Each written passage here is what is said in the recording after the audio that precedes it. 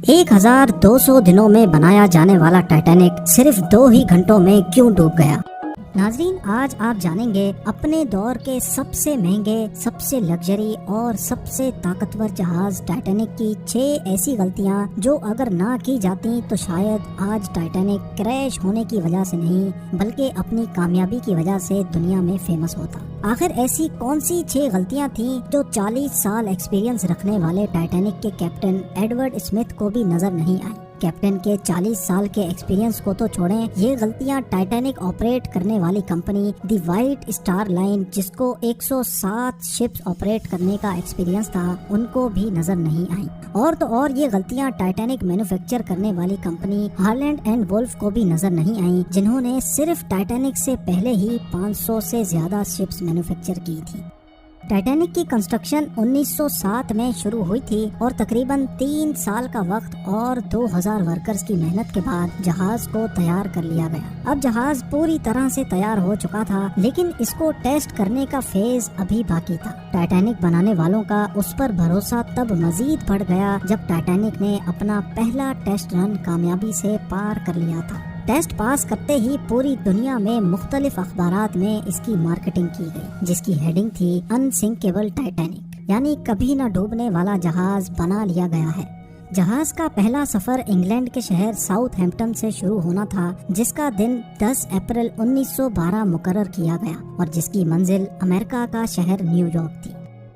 Titanic के economy portion में सफर करने की कीमत $30, जबकि फर्स्ट क्लास में सफर करने की $150 थी, जो आज के दौर में 3,40,000 रुपए बनते हैं। इस मार्केटिंग के नतीजे में यकायक सारी टिकट्स बुक कर ली गई और आखिरकार वो दिन आ ही गया जब टाइटैनिक अपने पहले सफर का आगाज करने वाली थी। मिस्टेक नंबर 1, दोपहर को ठीक 12 बजे टाइटैनिक ने अपने पहले सफर का आगाज कर दिया और साथ ही टाइटैनिक की गलतियां सामने आना शुरू हो गई। कैप्टन स्मिथ को मालिकान की तरफ से डेडलाइन मिल चुकी थी कि किसी भी सूरत में 17 अप्रैल तक, यानी सिर्फ 7 ही दिनों में न्यूयॉर्क पहुंचना है। इसी वजह से कैप्टन ने जहाज की रफ्तार शुरू से ही बहुत तेज रखी थी और यही थी टाइटैनिक की सबसे पहली गलती। कैप्टन स्मिथ को मालिकान की दी गई इंस्ट्रक्शंस और प्रेशर की वजह से न्यूयॉर्क जल्द से जल्द पहुंचना था, क्योंकि ये टाइटैनिक का पहला सफर था और अगर वो न्यूयॉर्क टाइम से ना पहुंचते तो टाइटैनिक की रेपुटेशन को काफी नुकसान होता।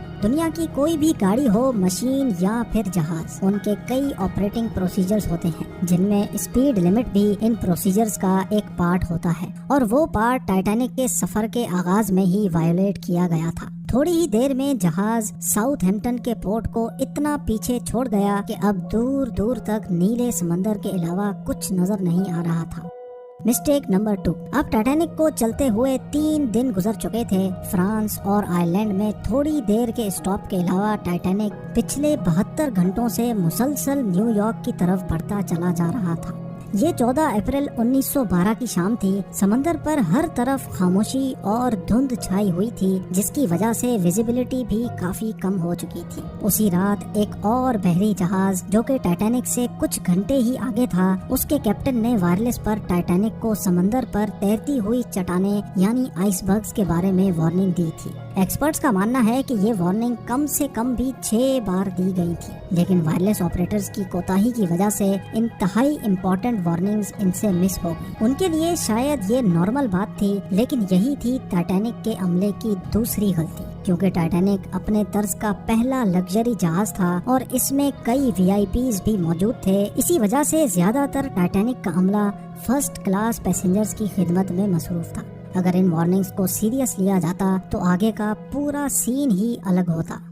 मिस्टेक नंबर 3, जहाज की स्पीड भी ज्यादा थी और उनसे एक बहुत इम्पोर्टेंट वार्निंग भी मिस हो चुकी थी। टाइटैनिक अब तेजी से इंतहाई बेखौफ अंदाज में आइसबर्ग की रेंज में बढ़ता चला जा रहा था, लेकिन अभी भी टाइटैनिक को हादसे से बचाया जा सकता था, क्योंकि जहाज के पहरेदार अलर्ट थे, जो किसी भी आइसबर्ग की इत्तला दूर से देखने पर ही कैप्टन को देने के लिए रेडी थे। लेकिन दूर से देखने के लिए इनके पास एक चीज मौजूद ही नहीं थी और वो चीज थी दूरबीन। जी हाँ, पहरेदार अलर्ट तो थे, लेकिन वो आइसबर्ग को दूरबीन ना होने की वजह से दूर से नहीं देख सके और यही थी टाइटैनिक की तीसरी गलती। آئس برگ کی خبر کیپٹن اسمتھ کو اس وقت ہوئی جب جہاز کے پہرے داروں نے خبر دی کہ جہاز کے بالکل سامنے ایک فٹ بال فیلڈ کی سائز جتنا آئس برگ ہے، لیکن اب بہت دیر ہو چکی تھی کیونکہ آئس برگ انتہائی قریب آ چکا تھا۔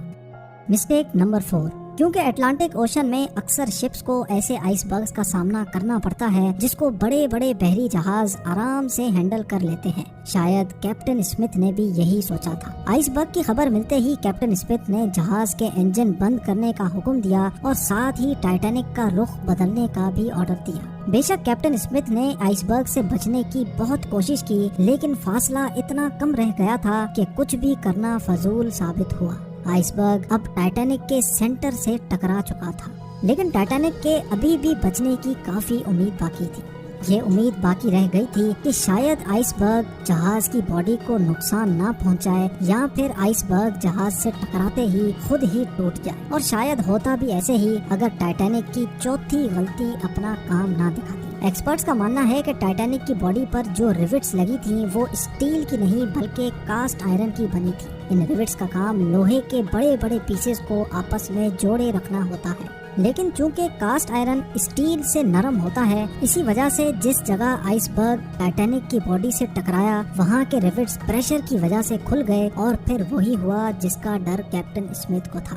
مسٹیک نمبر 5، ٹائٹینک کی ٹکر ایک فٹ بال فیلڈ جتنے بڑے آئس برگ سے ہو چکی تھی اور اب جہاز کے نچلے حصے میں پانی بھرنا شروع ہو چکا تھا۔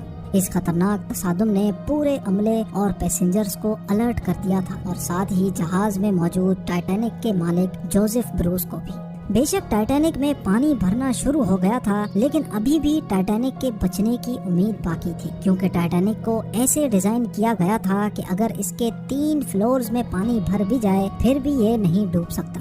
لیکن بدقسمتی تھی اس جہاز کی کہ 3 فلورز کو کراس کر کے پانی اب 4تھے فلور تک جا پہنچا تھا۔ اب معاملہ ہاتھ سے نکل چکا تھا، ٹائٹینک آہستہ آہستہ اوشن میں ڈوبتا جا رہا تھا۔ اب جہاز کی فکر کیے بغیر اس میں موجود پیسنجرز کی جان بچانے کا وقت آ چکا تھا۔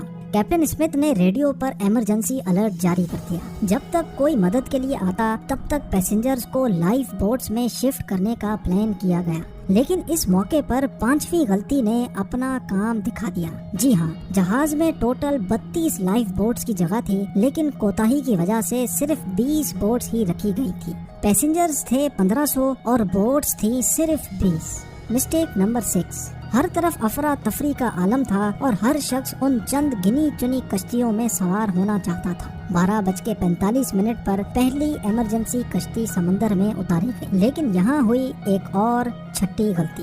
افراتفری کے عالم میں کشتیوں کو پورا بھرے بغیر ہی سمندر میں اتار دیا گیا، جس میں زیادہ تر فرسٹ کلاس پیسنجرز کو ترجیح دی گئی تھی، یعنی جو لوگ زیادہ امیر تھے ان کو پہلے بٹھایا گیا تھا۔ کشتیوں میں اگر زیادہ پیسنجرز کو بٹھایا جاتا تو انسانی جانیں کم ضائع ہوتی۔ اب جہاز تیزی سے سمندر میں ڈوبتا جا رہا تھا۔ 2:18 پر شارٹ سرکٹ کی وجہ سے ٹائٹینک کی ساری روشنیاں بجھ گئی تھی، اور اگلے ہی لمحے جہاز ٹوٹ کر 2 حصوں میں تقسیم ہو گیا۔ یوں ٹائٹینک کو سمندر کے اندر مکمل طور پر ڈوبنے کے لیے 2 گھنٹے 40 منٹ لگے، اور اس طرح 1500 لوگ اٹلانٹک اوشن کے ٹھنڈے پانی میں ڈوب کر مر گئے۔ آپ کو ایک اور بات بھی بتاتے چلیں کہ پانی کا ٹیمپریچر اس وقت -2 ڈگری سینٹی گریڈ تھا، مطلب اگر پیسنجرز اس ٹھنڈے پانی میں چھلانگ بھی لگاتے تو بچنے کا کوئی چانس نہیں تھا، کیونکہ انسان اتنے کم ٹیمپریچر میں 30 منٹ سے زیادہ زندہ نہیں رہ سکتا۔